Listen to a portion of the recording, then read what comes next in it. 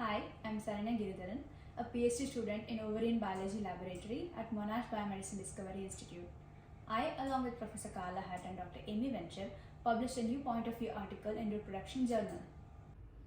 In mammals, the ovary contains a female's lifetime supply of immature eggs or oocytes, which are stored within primordial follicles. These are generated before birth and cannot be renewed. They remain dormant in humans for an extended period of up to decades. Thus, their quantity and quality are a crucial determinant of female fertility.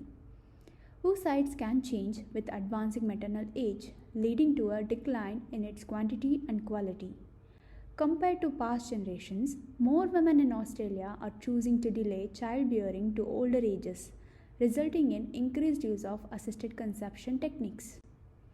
Several factors are implicated in driving oocyte aging, including environmental factors, genetic factors, and oxidative stress. A recent genome-wide association study of women at the age of natural menopause strongly links ovarian aging to DNA repair. Many studies have already demonstrated that double-stranded DNA break repair is critical for maintaining the ovarian reserve upon exposure to exogenous insult. Therefore, the DNA damage response is one fundamental biological pathway that is thought to regulate reproductive senescence. However, the question remains how the intrinsic DNA lesions built up in oocytes with aging is repaired. In this article, we propose that single-stranded DNA break repair mechanisms in oocytes are likely to be essential to their maintenance, survival, and quality.